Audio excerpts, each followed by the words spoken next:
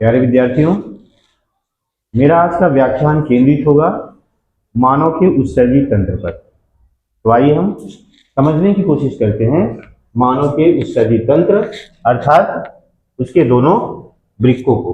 ठीक है, तो देखिए ये मानव के उत्सर्जी तंत्र का डायग्राम है, इसको मैंने ऑलरेडी ड्रॉ कर रखा है अध्यापन की सुविधा और समय की बचत के लिए। ये दो किडनी हमारे क्या होते हैं, प्रमुख उत्सर्जी अंग हैं।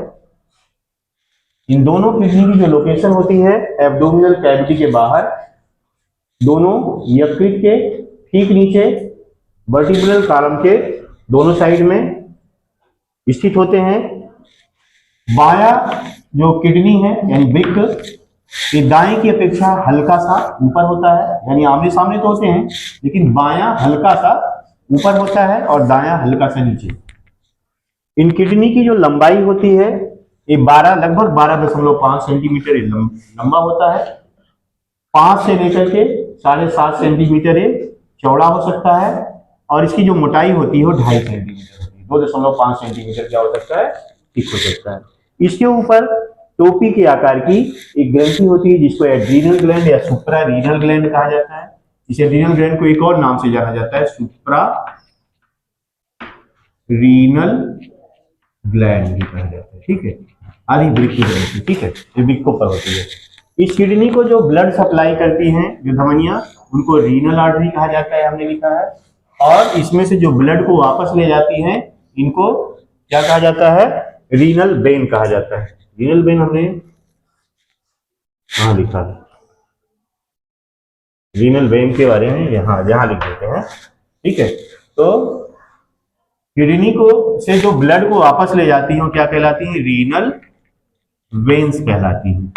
ठीक है, तो रीनल वेन इसमें से रुधिर को बाहर ले जाती है, वापस ले जाती है, और रीनल आर्टरी इसमें रुधिर सप्लाई करती है। रीनल आर्टरी क्या है, ये वाली आर्टरी क्या है, उस तरह जो डार्क नहीं दिख रही है वो क्या रीनल आर्टरी, और जो डार्क दिख रही है वो क्या रीनल वेन। ठीक है, अब देखिए इनकी लोकेशन यही, यहां ये दोनों आर्टरी और जो वेन जुड़ी होती है, यहीं से यूरेटर निकलती है जो इसमें से क्या होता है, यूरिन को फिल्टर हुआ यूरिन होता है, जो फिल्टर मटेरियल निकलता है तो यूरिन होता है, उस यूरिन को ला करके यूरिनरी ब्लैडर में ड्रॉप करती है। ये दोनों किडनी से देखिए, एक इधर से लेफ्ट साइड से लेफ्ट किडनी से लेफ्ट यूरेटर है, राइट किडनी से राइट यूरेटर है। ठीक है, ये बने हुए यूरिन को कहाँ लाती हैं, यूरिनरी ब्लैडर में लाती हैं, और यूरिनरी ब्लैडर से यूरिन कहाँ पास होता है, यूरेथ्रा से होते हुए शरीर से बाहर निकाल दिया जाता है।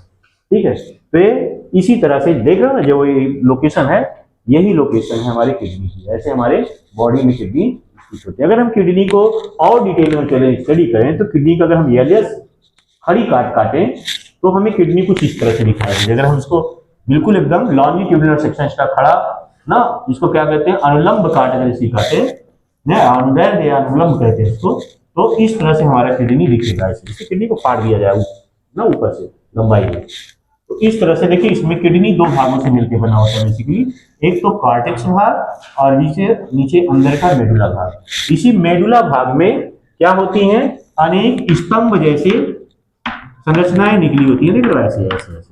इनको क्या कहा जाता है, मेडुलरी पिरामिड कहा जाता है। मेडुलरी पिरामिड के बीच में जो खंभे जैसे दिख रहे हैं सब, इनको रीनल कॉलम ऑफ बर्टिनी कहा जाता है। बर्टिनी के क्या कहा जाता है, ये रीनल कॉलम ऑफ बर्टिनी हमने लिखा है। ठीक है, तो ये बीच में जो देख रहे हो ना पिलर लाइक स्ट्रक्चर दिख रही है, इनके बीच में खाली गैप दिख रहा है, क्या, this is renal column of Bertini.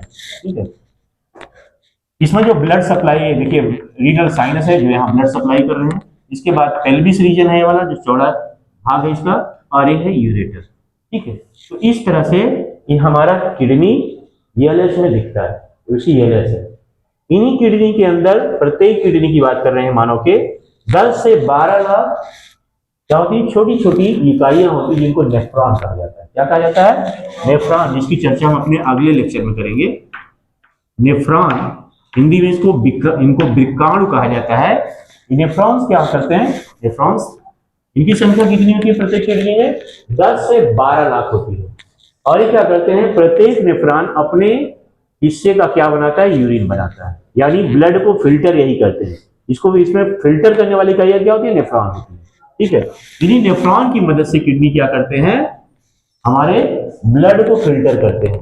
और फिल्टर करके जो जरूरी पदार्थ होते हैं उनको रीअब्जॉर्प्शन क्रिया द्वारा फिर से रीअब्जॉर्ब कर लिया जाता है शरीर में, ठीक है। और जो उत्सर्जी पदार्थ होते हैं या टॉक्सिक मटेरियल होते हैं उनको यूरिन के थ्रू क्या है, पास आउट कर दिया जाता है।